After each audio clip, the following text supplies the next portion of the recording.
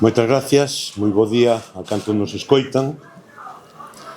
Interveño hoxe neste pleno cun profundo respecto institucional, pero tamén cunha enorme responsabilidade política.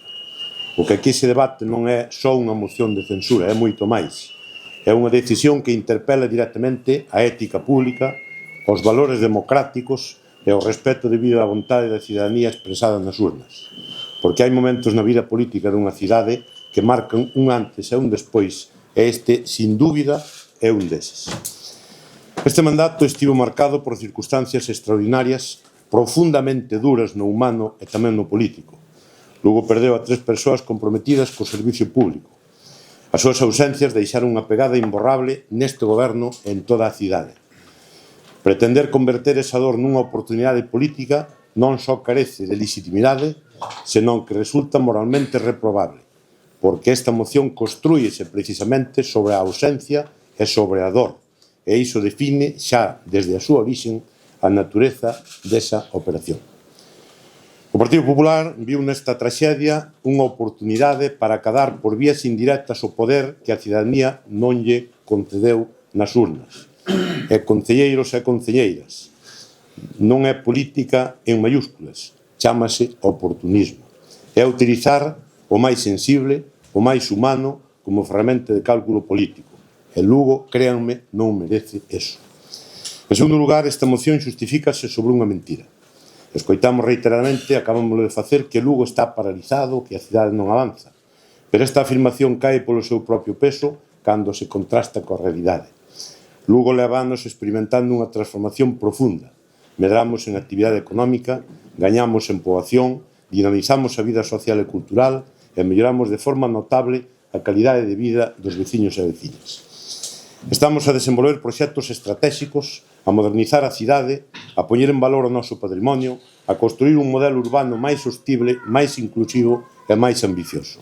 Negar todo isto non é unha opinión, é unha distorsión consciente da realidade para justificar o injustificable. Porque cando non hai argumentos recorres á mentira, e esa é a base sobre a que hoxe se pretende derrubar un goberno lexítimo. Pero hai algo ainda máis grave. Esta moción execútase sobre unha traición á cidadanía. Unha traición que non só é políticamente cuestionable, senón que é moralmente inaceptable. Está sustentada no transfugismo, unha práctica que distorsiona a vontade popular e rompe o equilibrio que a veciñanza decidiu libremente. Ese equilibrio non era un erro, era a expresión da pluralidade de Lugo. E o máis sorprendente é que esta operación incumpre incluso os propios estatutos do partido que a promove. Se no Partido Popular queda un mínimo de coherencia e decencia política, todos e cada un dos asinantes desta moción deberían ser expulsados, porque así o establecen as súas propias normas. Non se pode defender unha cousa e facer a contraria sin asumir consecuencias. O que estamos a vivir non é un contraste de modelos de cidade nin a construción dunha alternativa sólida. Non o é. É unha maniobra política construída sobre a dor, xustificada cunha mentira e executada mediante unha traición. E as súas consecuencias van moito máis alá deste pleno.